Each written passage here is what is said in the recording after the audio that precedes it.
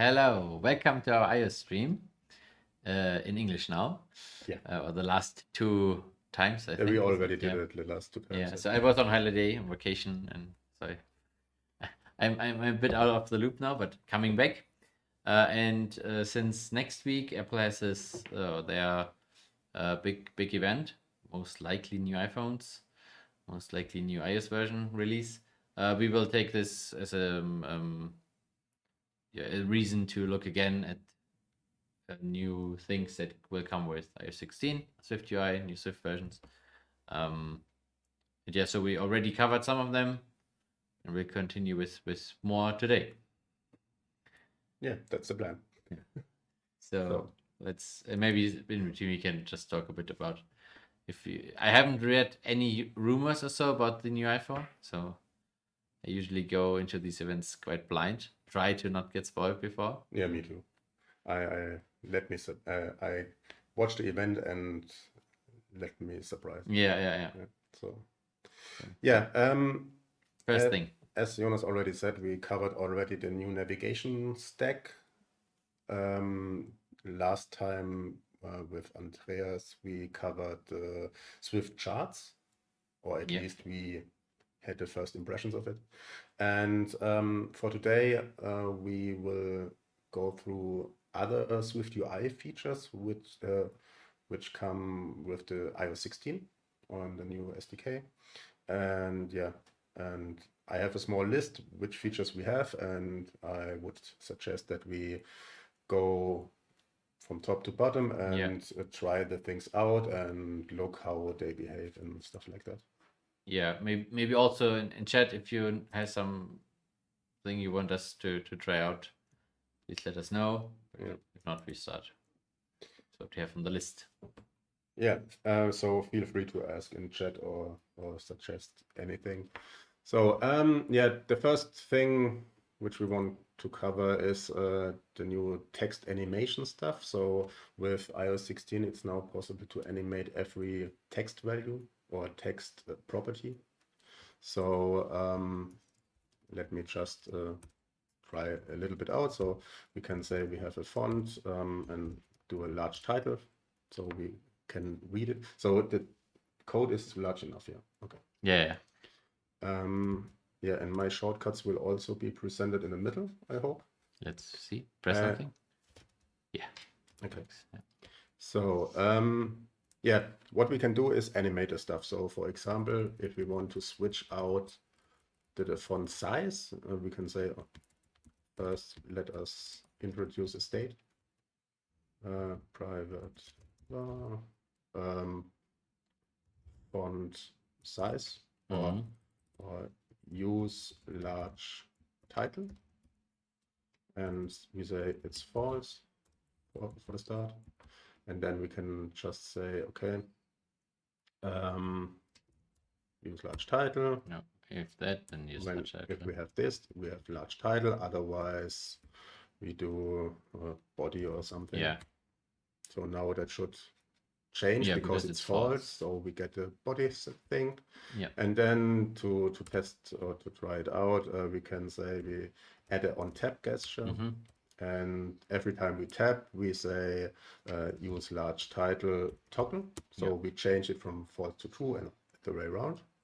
So if I tap it now, it switches, but that's not animated and not so great. So the easy thing is to animate this is with animation. So just add this, and now it gets animated between the states when the change that's happens. Nice. Yeah. So you could also specify what animation to use, but the default one. Yeah, that's the default one. It's nice. So, and you can do it with every property. So we could also say we change the font weight, for example. So the question is if you, we use the same variable here for testing. So if we have used large title, then we say the font weight is ultra light because we have large font, and the other array is black is heavy. So there's heavy as well. So maybe use so let's try it out. Yeah. Okay. It's like, And now it's changing both. Yeah, and with that you can create very cool effects in your UI, and yeah, without much effort. can you also animate color? Color? Yeah. I mean, it's not related to fonts and so on, but Yeah, should be. So the large one we say red, otherwise black. no, let's use another color like blue. Or, Blue. yeah. Yeah, with every property on the text element. Yeah. Yeah, that's basically the first thing, the text animation stuff, which... Yeah, maybe are there more things we could try out? What else can be set on a text? Can you make it? Yeah, I think alignment and so on would still. Oh, there was a monospace you could try. Just It's active, yeah. Yeah, You I can don't do know. it with that. So if you have use large font. Yeah. Ah, Okay, but that's then not the, animatable. yeah, then the animation doesn't Yeah, work. but that's interesting to find out what works, what Yeah. not. So basically the stuff directly on the text, I think monospace changes maybe, more yeah. than just a property or something. Yeah, yeah. And or maybe it's a order thing. So let's Yeah. just in Swift UI you have some cases where the order makes a difference in the result. No, but that's not working. Okay, monospace isn't working. What else do we have? Font weight, foreground color is basically the most. Yeah, foreground color is also like not text specific. Maybe check the code completion directly below text. What else we can set directly on text? No, I mean on case. Oh, which one do you mean?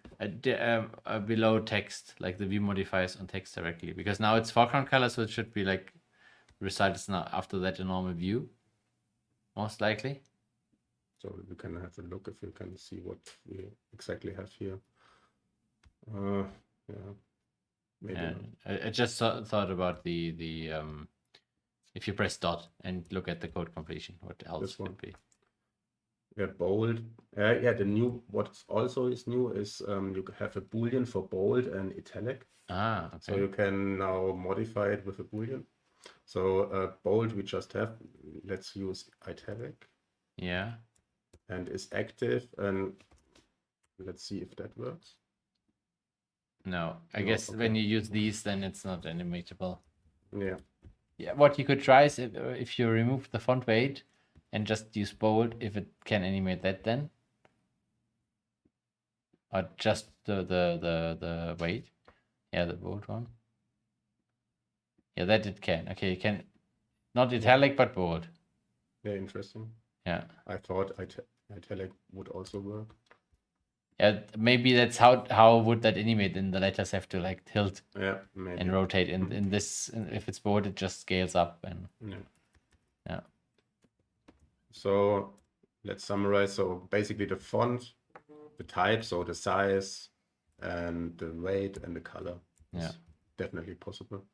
Also, I think that could be also the reason if you change it to italic or to monospace, then it's a different font. Yeah, maybe because different font, and the others is just different scale. Like the font, like if you do it like this, it's the same font but different scale, and then also color and the bold one. Maybe that is the reason. Yeah, maybe. Okay, but interesting. So yeah, that's. I have a look at the chat. Okay, nothing. Nothing yet. Yeah. Okay, so this would be the thing with text.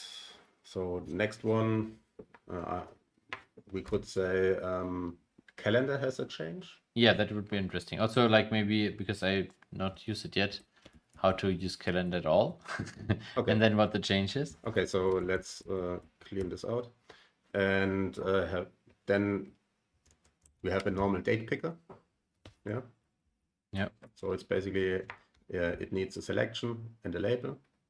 So let's add the label first, and we say text, and it's pick a date.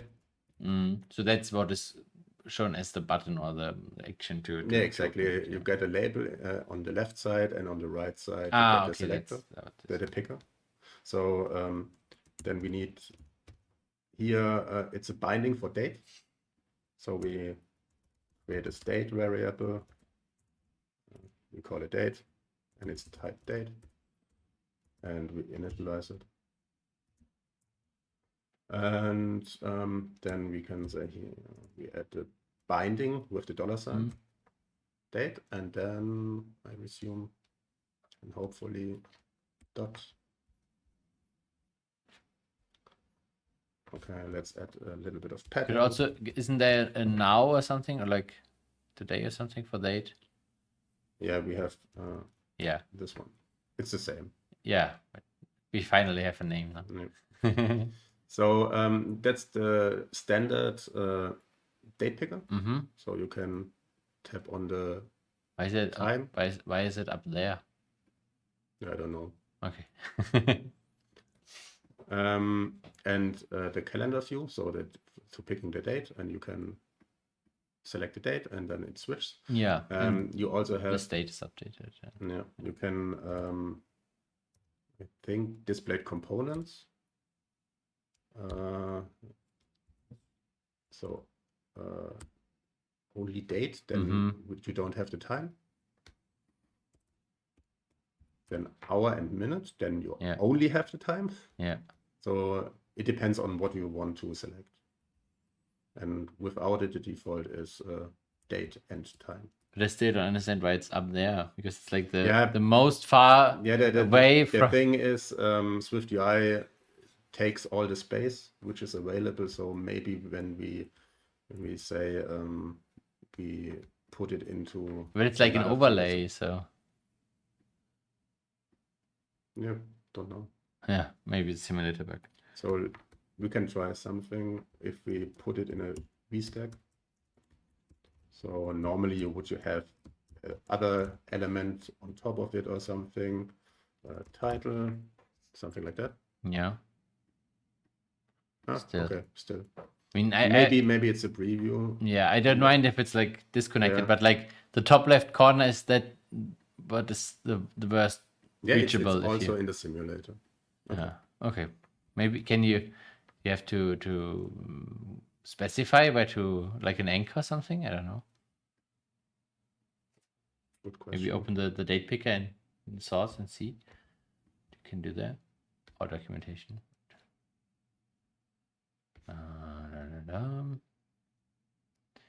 Date picker, selection. Yeah, that's what we have. Ranges and something like that.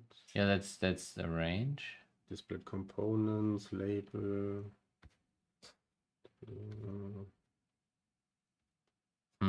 Okay.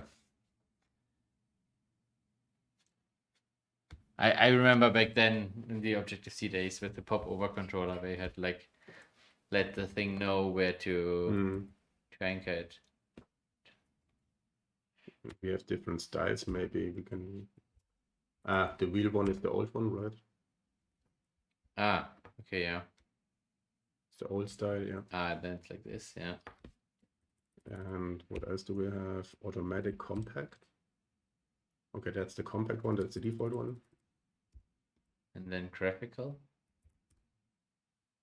Like then it gets directly included, yeah. And then it's a little bit better. Then it's better, yeah. That's how I would expect it. Yeah. Okay. So with the date picker style, you can adjust it. So if you want to display it inline, you can do graphical, or if you want the old one. But the default one is this one. So that's not a new feature, that's the old feature, the date picker. So let's have a look at the new feature, and it's multi-select.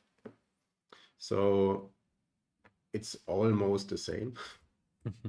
We have multi-date picker. I thought maybe it's like an option, so you can, but it's a different. No, it's a different component. Yeah. And it has a little bit different binding. That's why. Yeah. And so I should have copied it, but let's put it in here again. pick dates. Yeah. Now we have different ones, and we need a binding of a set date components. So not dates. yeah, Date so let's change this one. We have dates, and it's a set of date components. That's another way to initialize it. Mm-hmm. So you can do it with the equal sign or with specify the type here, but that our audience should know that. So now I have a private, the same as before, with a set, and then we pass it with the $sign and say dates. And that should work now. Okay, now it takes the whole space, so let's make it a little bit smaller. And not width, height. Ah, yeah. Then it looks a little bit better. Mm-hmm. So in this component, what it can do is select multiple dates. Oh, okay, yeah. So maybe we can say we put the selected dates on the bottom or something like that. So we could say, let's create a variable selected dates. Selected dates. And it's a string. So let's output it as string or something. So, and we could say, what we get is a set of date components in here, yeah, the selected ones. So we can say dates, and we could have no selection. So we could have a nil value in there or no value. Yeah, but nil not. But nil empty, shouldn't be possible. So, but to be sure, you can do a compact map to filter out all the possible, or is it? Yeah. So compact value, and then the cool stuff with a date and stuff like that, you can format it directly in SwiftUI. But for that, wouldn't it be like nicer to like instead of returning string, returning like a view and have like just a stack with text and then the formatted date thingy you want to? Yeah. But yeah, anyway. Just for that, it's fine. we do it like that. We say, what can we do? Date formatting is, you need a calendar, right? Yeah, that's why I thought that the text, I think the text element, text view, has something for some dates. built-in formatters, yeah, right. Yeah, and then we could use these.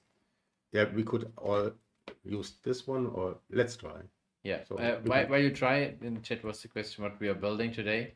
We're looking at additional iOS 16 features of SwiftUI. Again. So because there are some left, and next week is the Apple event, where most likely we will get at least a release date for iOS 16. And yeah, so we're just looking at different things. And if you have some iOS 16 SwiftUI features you want to see, you can also let us know. We can take a look. And right now we're checking the new multi-date picker calendar. Yeah. So I can pass in the set with the components in here. No, you have to. I would think you need to for each and then multiple texts and per date component. Okay, let's create a date. Right, so for each dates. Yeah. Let's see if we need an ID here. And then we say we have a text, and then. Yeah, there I'm not sure because they still have date component. That works. Nope. Value into expected time. Okay. So what we can do is transform the dates into strings or something like that. Yeah, so that's what I thought you do down there. So you make the. So we could say the one with let me think how we do it in SwiftUI. So this one is then a component. Yeah. And code completion. So what we can do. So you could either have like a What function converting it to with a date. calendar, we can create from the components a date. Yeah, So you why could not use the try that? default one, but you can also put a calendar there, the Gregorian. Yeah. The nice thing in Swift UI is we have environment stuff. Yeah, and also calendar. Yeah. Yeah, that's good. And we say, okay, give me the calendar. So that's the standard one. Yeah, The one which is currently active in the device. So now we could say for each component Can you call it on component? Create a date out of it, or do you need like let's see, calendar date components. date from date component? components. Yeah, that's the one we want. Yeah. And we say that component. Yeah, it's actually components because you have a set of components, so every entry is a So yeah, that's basically the dates. That's the components. So date components is like a set itself. And this one is optional. Is it? Yeah. Why is it optional? So maybe I'm wrong. So the dates is like a set of the date components type. So every entry in the set is like a date components. Yeah. And this one returns a date optional. That's why. Yeah, then make an if later around it. So that is what I thought you could use your property for. Yeah, exactly. Converting it to a set of dates. When we do that, then we don't get nil values, right? So we could say we do this thing in here and say from this one. Yeah, but return type would then not be string, but and maybe then we could say, okay, let's format this one or something like that. We can say on the date we can say format. Yeah, but so you could do that, or then use the for each with that select the dates property, and then you have a date and can put it into the text. You mean that select dates and not format in here. So just return. But instead of type string for selected dates, it needs to be a set of dates. And maybe we could try of sorting it first and return an array of dates there, so that we always have them in chronological order or something. Because the set is like different every time. Yeah. So what do we want to do now? So an array here. What have you just said? I think it already converts it into an array. It cannot convert it to a set. Yeah, because if you do compact map, it creates an array. We return an array of dates. Exactly. So that one. Yeah. Then we loop over the dates and say we get a date. Yeah. And then we have a date here and say datetime format. Yeah. That should work. Yeah. Preview is referencing. That's what I meant before. When the object implements identifiable, then you don't need the ID thing. Yeah. Otherwise, you say, okay, the object itself should be the ID. So let's see. Yeah. Yeah, and now start selecting. So it keeps the order then. No, it changes every time. Yeah. Yeah, so it's basically random because you have a set which has no order, and then you convert it and it takes the order it has at that point, basically. And if you now at the after compact map put a sort, but just put sorted maybe would be enough already.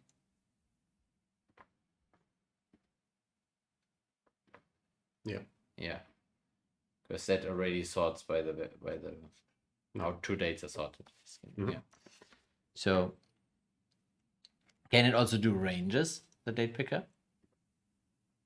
Ranges, good question. Like a range mode or so, because that is what I assume with multi-date picker, that it's not like single selection, more like so we have in selection in, and in is a partial range up to date. Okay. But I guess that's that you cannot so that you can say, okay, within this range of this year, so you can select. So you could say it's in, and then a range.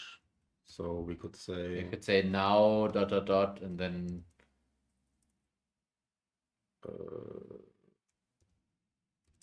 date dot now yeah, dot and then date, And, time interval since now or something.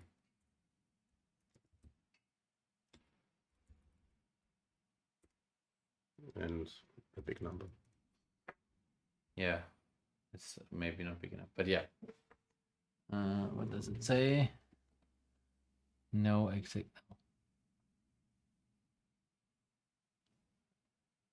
Was too fast for me to read.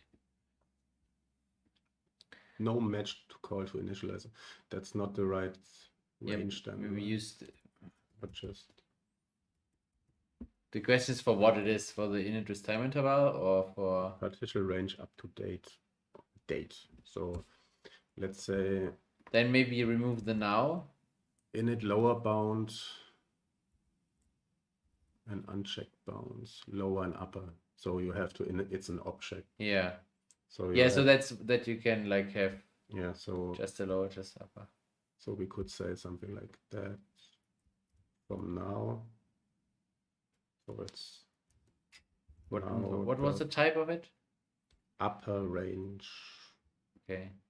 Yeah. Maybe you can also like init it with the range. It does it automatically. But yeah, that should work as well. Yeah, that should work. Hopefully. So basically we need this thing here and add it in here.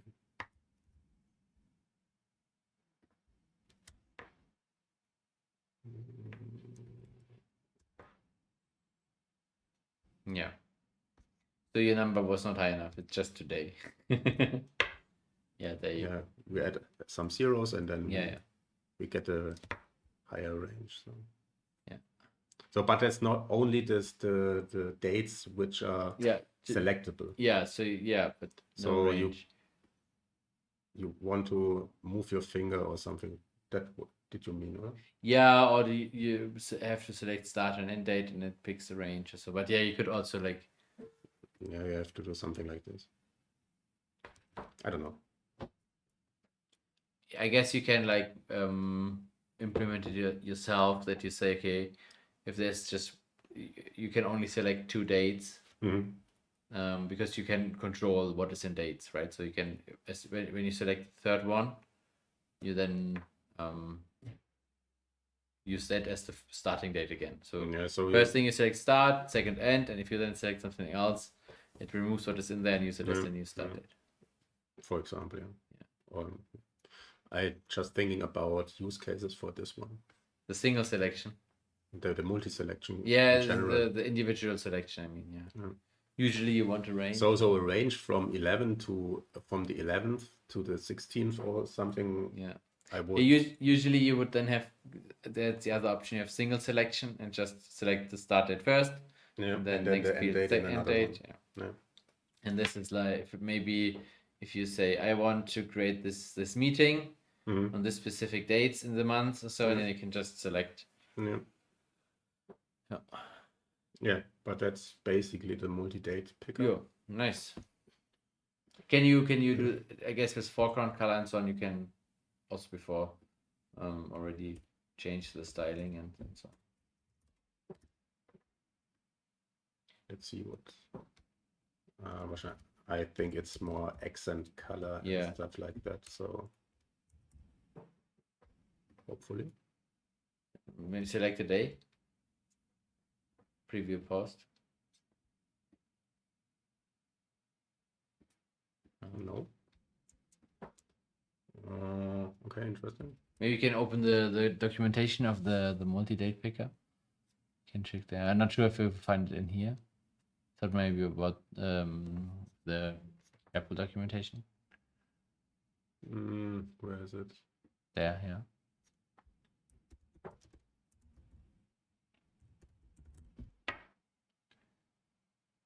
Hello. There. So here's the Range. thing with range from the calendar. Start and maybe we should have used the not including the last date range. Then it would have worked. Okay, in bounds, but environment. Environment, so you can add a locale for displaying the stuff. Yeah, in a calendar. Time zone makes sense. Picking dates in range. I know in range. Same mistake we made before. Yeah. Picking dates after a date. That's the partial range Yeah, thing. that's starting from that. Yeah. Picking dates before a date. Okay. Yeah. That and then but nothing there. Yeah. So I guess it's possible, but we don't know the correct view modifier. That's one of the I think maybe not problems, but hard things with Swift. How to find out now how to set this. Background is not color. Yeah, that's this. Yeah, that's the from the whole view. The foreground color we tried already. I'm not sure because you then directly switched it. Yeah, it's still. Yeah, or maybe that's a beta thing. I don't know. Is there a tint color? I would expect that I can change. Maybe tint color. Tint. There we go. That's the tint color. Yeah. That's sometimes I find it a little bit misleading because you have accent color, you have tint color, foreground and background color, and I would have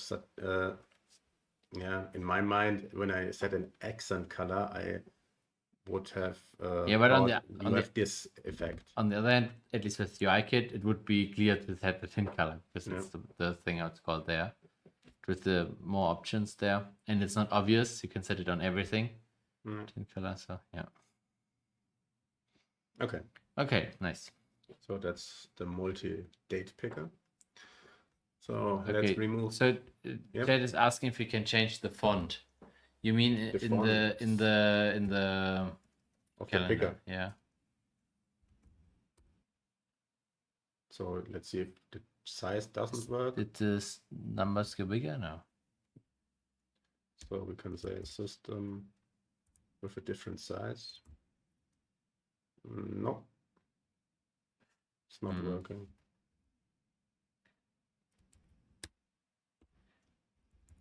Yeah, that's exactly. So curious, what can be customized? Yeah, so that's exactly what we also do. put it there and then try out things. What can be changed? Yeah, is there like a date picker style you can set? Sometimes they also do it like that. Yeah, let's date picker style. Yeah. It's the same one like the normal date picker. So let's see what happens if we select one. Because then with a wheel you can multi-select anything. So it makes I guess no sense. this then not only applies for the normal date picker, not the other one. But maybe when we have a date picker style, do we have a multi-date picker style? No. Okay. So it looks like you can just adjust the tint color and stuff like that. But it's a good question because if you have an app with a special font, custom font, and you want to use that, then it would look strange if the font is different. So just use the Apple font.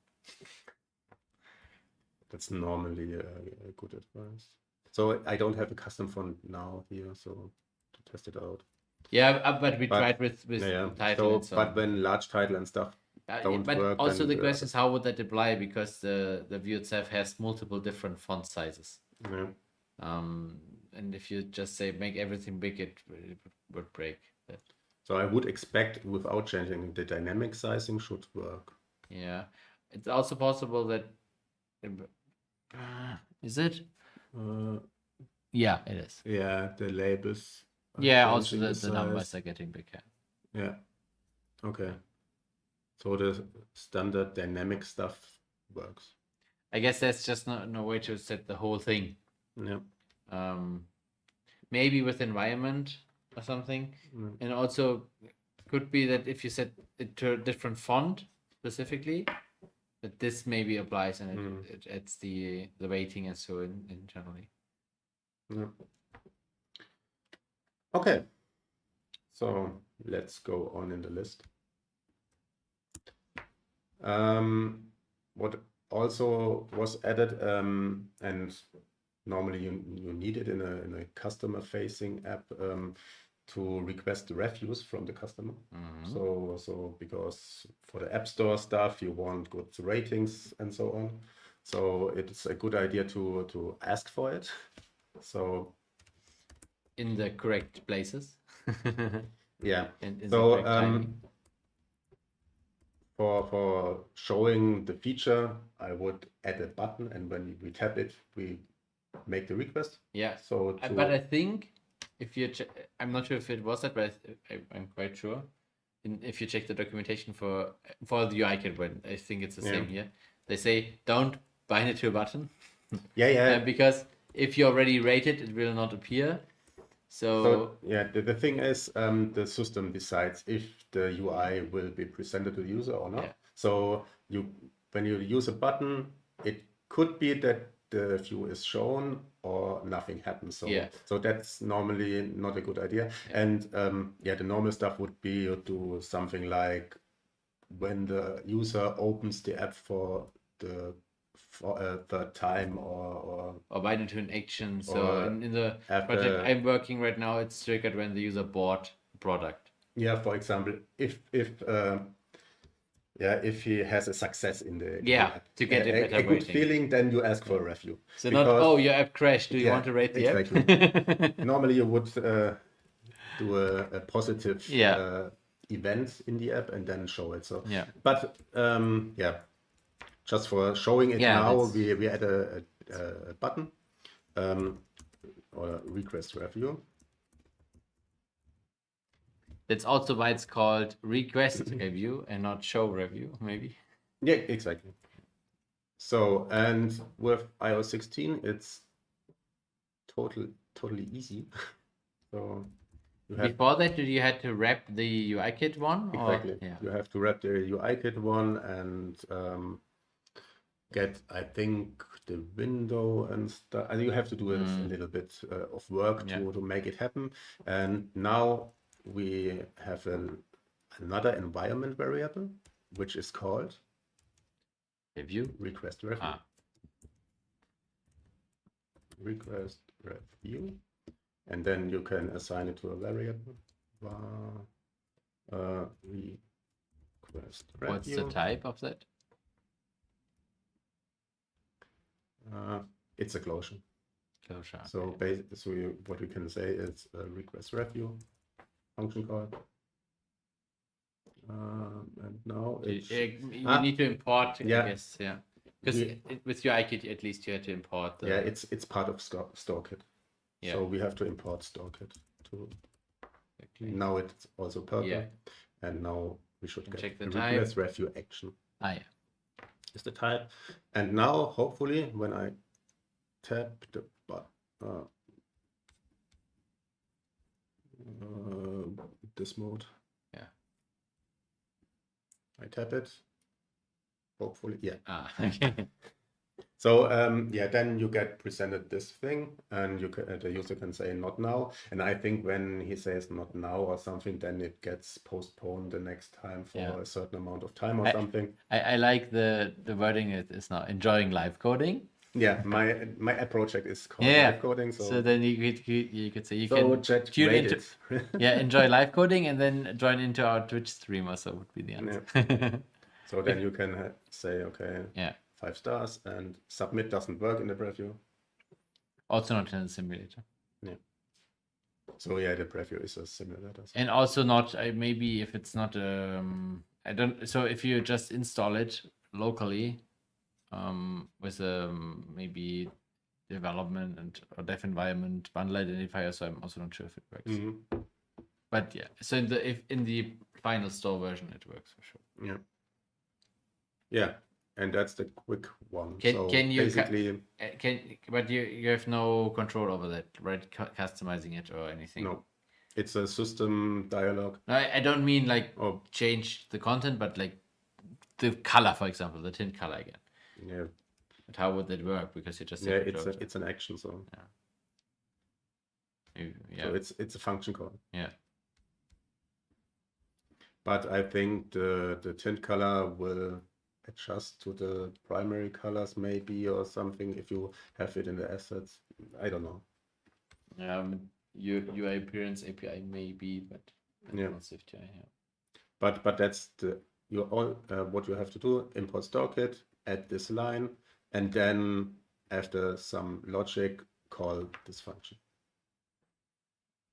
And that's it. That's nice. Can I get this function also from somewhere else? So do I have to use it in the SwiftUI context? Most likely you get the environment, right? Because if it's just a closure, I could also like somewhere in my service or whatever, because it's not directly bound to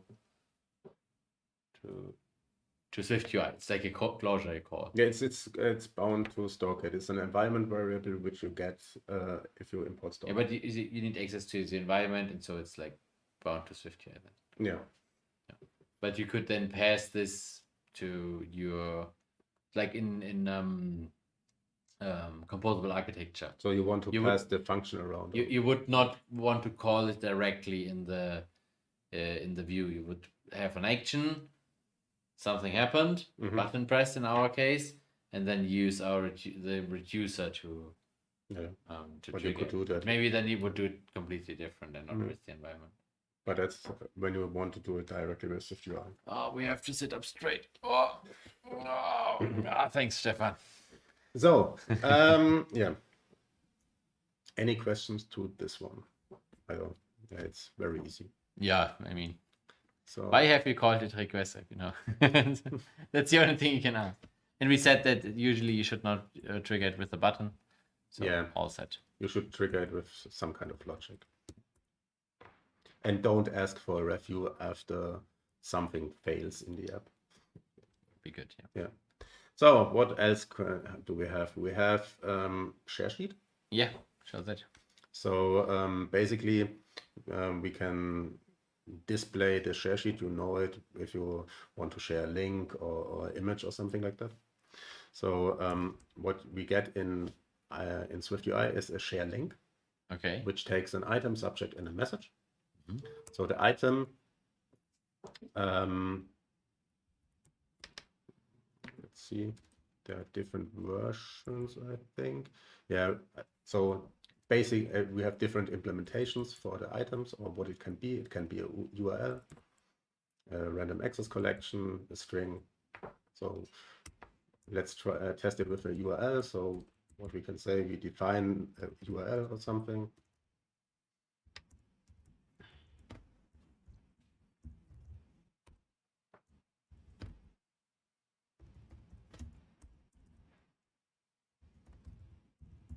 Of course, consors.com. There are no other URLs.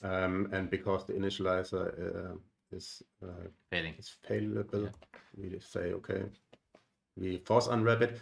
Don't do that in your real code. I would disagree. If it's exactly this line. If it's exactly this line. And only with the consors URL, no. If you just have to put in the URL directly like this, and it's not coming from somewhere, and you know it's a URL, and it's in the proper format, do it like that. Yeah, but when this, for example, is a variable and you not if it comes from user input or so, then of course not. Yeah, and what you get with a share link is this one. So you get a label with an icon and a text, and if you tap on it, you get a share sheet where automatically all the possibilities you have on your device will be displayed. Yeah. So every app which can handle a URL. Then we have we have more options here.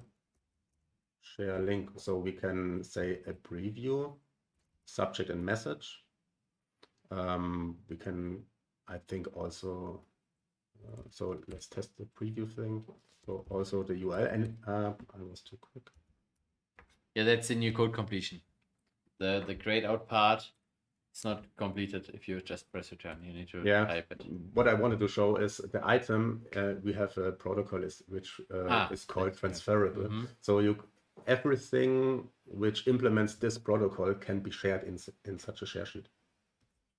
Okay, and what is transferable? So transferable. Let's bring up the documentation again.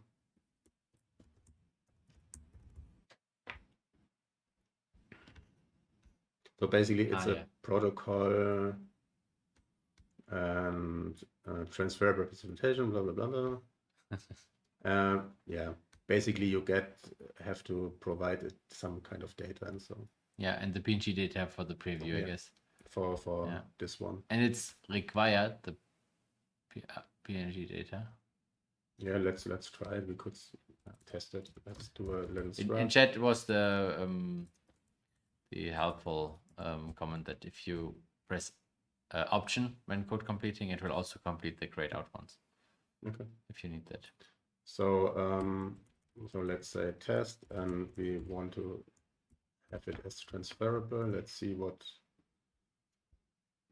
happens. So type representation type would be string, for example.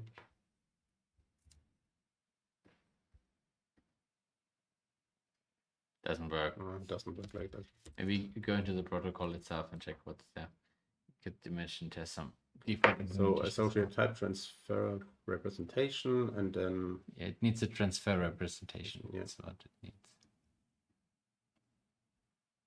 And this has an item body. That's it, transferable again. Yeah.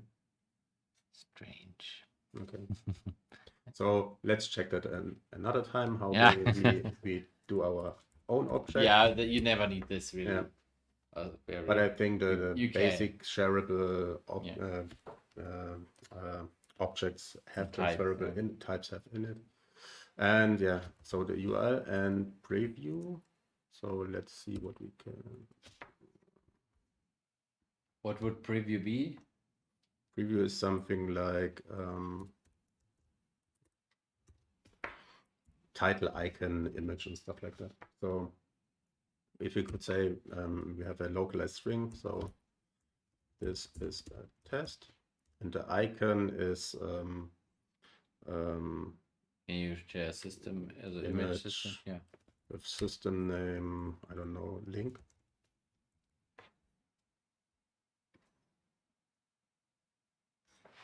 Nothing happens. Nothing happens. Cool. Maybe is preview if you long press on it? Nope. Okay, in chat there's is the stream struggling. I would have expected the thing. But wait, we have.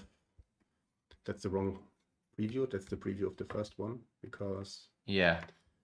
If we don't put it in a stack, it gets two different previews. So this one should be the perfect. Yeah, exactly. So let's put these two in a VStack. Is the stream working now again? Just in chat. The stream is struggling. So we have a few dropped frames. That's true. Okay. Yeah, I see it here like 2%. I don't know why. Someone is using someone in the office downloading something. Yeah. So later today we'll have our game night maybe. Hopefully they don't download stuff for that right now. It looks like still dropping frames actually. Yeah. So if you look at our stream rate, it's also. So next time, no downloading allowed. Yeah. So if that person is in the chat, maybe stop it. So yeah, now we have the two different ones, and the second one is this. Yeah, but what is the reason then with this? Because now you cannot press anything. Then it's a big white box, and still the URL. So where's the URL in that part? Yeah, I would have expected it looks like this, and only the top one thing exchanges. So good question.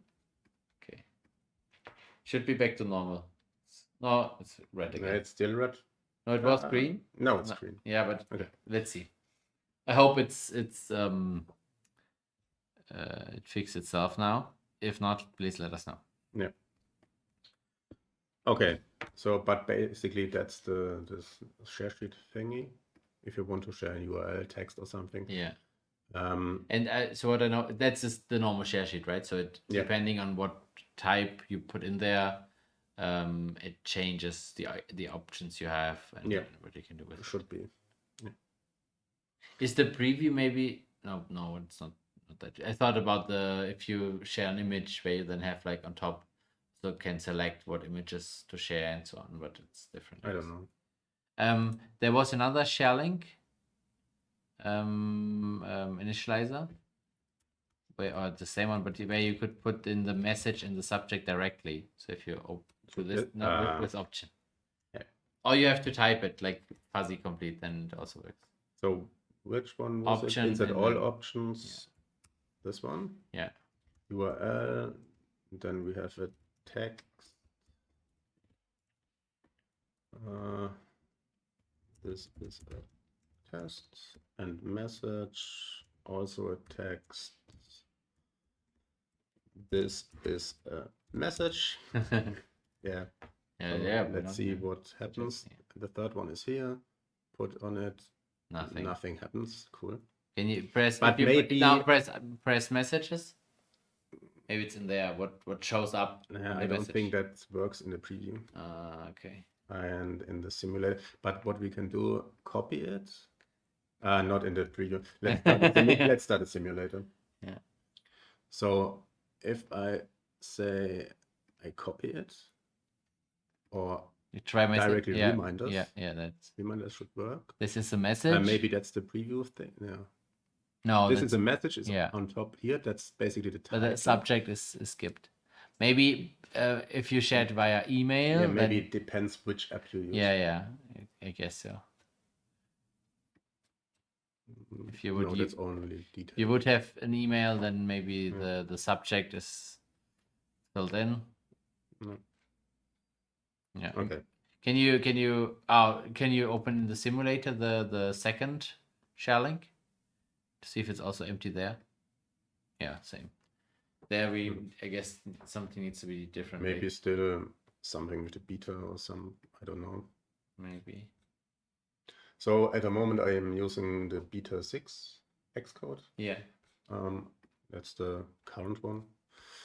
Yeah, I don't know. So yeah, it's fine. Yeah. That's why we say we try things out. Yeah. So already almost 1 hour. I think we have time for one more. Yeah, one tiny one. Yeah. So let's remove this and this. What we can do is gradients. Oh yeah. Maybe that's an interesting one. So okay. Upload also says it seems broken, the second one. Which one? In chat. Okay. Yeah. Projects. Yeah, I think it's something with the beta. Maybe on a real device it works or something like that. Maybe a simulator thing. Why widgets again? Maybe widgets. No widgets. Widgets, Moritz had, I think some months ago, he wanted to present widgets, and maybe. Yeah, but basically they broke his computer. Yeah, he has a new one. I was with, that's He has a new computer. so he has a new MacBook, so he can try it again in chat. Maybe in 2 weeks. Next week we have Moritz is streaming, but Vapor. But let's put it. So if you want to see widgets, join next week and let him know. Yeah, and put some pressure on him, and say, okay, we want widgets. Yeah. So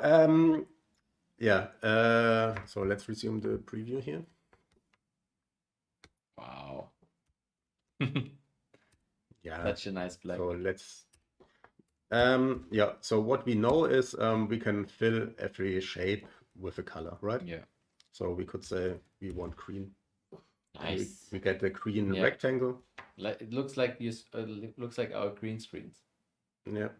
So but a new thing which we have is dot gradient. What? And then we get a standard gradient, if you can see it.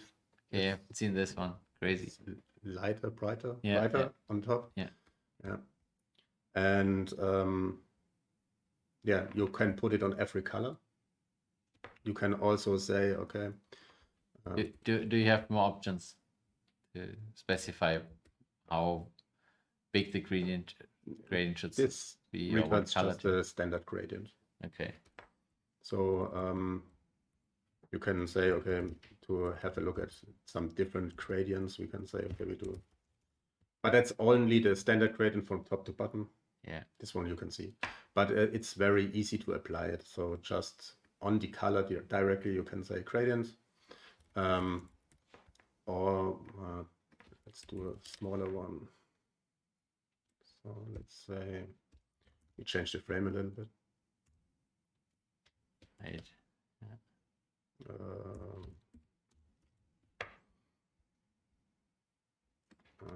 Fill has to be on top, I think. Yeah. So that's a gradient. And we have also shadow.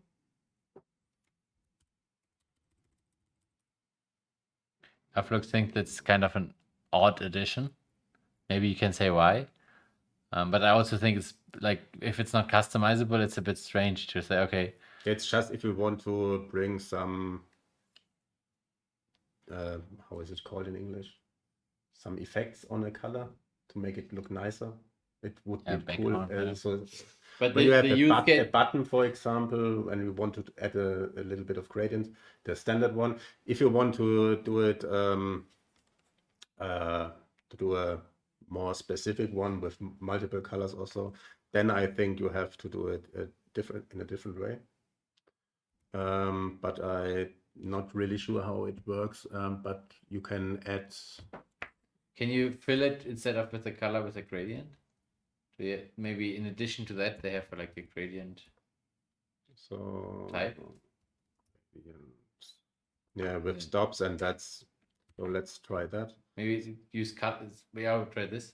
So that's basically an array of colors, right? Colors. So, gradient stop. What is a gradient stop? Color and location. So let's say we have green. The location. I guess it's the like you like it, right? Yeah, between 0 and 1. So let's say we do 0.5. Maybe not use green. Use it's I want to use a different color. Yeah. So in it with red. So everybody who has problems with green and red is happy now. Yeah, okay, 0.5. But that's not really a gradient. Stop is just a color. Okay, yeah. We figured that out. But that's not a gradient. Because you put 0.5, I guess. Maybe put 0 and 1 in it.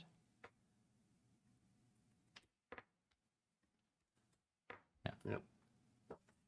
And then you can go on with multiple. Yeah, there you have like your full control gradient. And the gradient one is just like make it a bit gradient without any control. Like, yeah, but then it's like if you say, okay, this looks a bit flat, let's try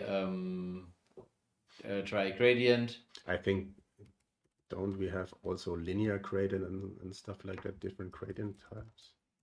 Or is the, am I right? Yeah, linear gradient. Yeah. What do we have? Any gradient, radial gradient. Yeah. So that's basically the normal gradients. If you want to have a specific one, a more custom and one. these are maybe there before. And the if you say the gradient on colors is new. Yeah, it's just to add a little bit of style to a color.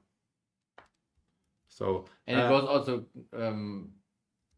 not really strong, the gradient. Yeah. So it's like can be seen as a small effect to tweak color, the appearance of colors a bit. Yeah, we can change it back to the. So yeah, it's a small accent, I would say. Yeah, it still looks like it's solid green. Yeah. It has like a nice. So let's check if we can also add a shadow in it. That's also, I think it's new. You have different one. You can drop an inner shadow. So drop shadow. Well, let's see. Or was that the one where you? I've seen a demo that after the WWDC where the motion sensor was used to like stimulate the hole in the because so maybe if you I think it was by Hacking with Swift. What's the name again? I forgot. The guy was. So what is the name? Do you know? Aren't you? Paul Hudson. Yeah, Paul Hudson. Thank you. I think he posted that on Twitter. Like you use a color and then like a circle shape and use that inner shadow one thing. Yeah, so inner shadow basically adds a inner shadow. Yeah. So, yeah. And now it looks like a hole basically you can look into with that. And if you then Something like that. Or... like a punch out thing, right? Mm. Yeah, it's going down, and he combined it with the motion sensor, the gyroscope thingy, and applied different shadows depending on how you tilt the device. Okay. And with that, the shadow reacted basically to moving the device. Mhm. Then it looks like. Okay, I haven't seen that. Yeah. So yeah. Yeah, Afflux also says it would be nice if you could say like gradient with intensity or something, that you can influence how much gradient you want with it. Mm. But it's also nice to just Yeah. add it in a row here. So Yeah. yeah. Cool. Yeah, but I think that's it. Now it looks like a ball, not like a hole. Yeah, So I for don't know me, how I can no, it's do it. it's Maybe how to we trick also your eye. add a. Can we also add another shadow and a drop one? I don't know what now happens. No. not Yeah, really. it applied both, but it's Yeah. more blurry now. But it's nice to have it that easy. Like it feels like a normal Swift UI thing too. And you have to put it to the color, or can you put it to the circle directly? The gradient thing. No, the shadow. The shadow should also be possible on. Because now you added I it think to, on any view. you added it to the color directly. Shadow. This one. So that's. Okay, black with black maybe. Yeah, black with black is not the best idea. Can you set the color of the shadow? Or is it always like black? Let's see, or if we have a shadow. Color and radius. There's color. Yeah, so That's we what I say asked. color, color, red, radius 20. Yeah. Yeah. Yeah, that's nice. It's now like So basically, it's like color. You shadow should be a view modifier. Yeah, it is. And I would expect that the gradient also should. The gradient No, is only on color. The gradient modifies the color. Yeah. Okay. Nice. Okay. So yeah, as Afflux says before, you would have worked with mask stuff and all the magic thing. Yeah, it's way better like this. Yeah. So looks like Interstellar. yeah, so today we haven't covered everything which was on my list. We can maybe next time we can go on with the list or something. Let's see what next week's event brings, and maybe we have a release of iOS 16 maybe soon. I don't know. Let's see. And yeah. Also maybe in general, so we try to find a more longer running topic again, like the movie app. So we still have the movie app, but we had so many streams on that. That's maybe and basically we only do the same stuff on and on. So we just thinking about a bigger project or something where we can stream the progress on it. So yeah, but it's not final yet, so that's why we like right now do these more generic streams, let's say. And we had the feedback that the generic streams, many people liked it. So we say, okay, we try to cover 1 or 2 topics every time. So if you have, if you want to see a specific topic, feel free to send us an DM on Twitch or here in chat. Then we can maybe cover this the next time also, or plan it in. And yeah. I think that's it. Today, do you know if a YouTube video goes up?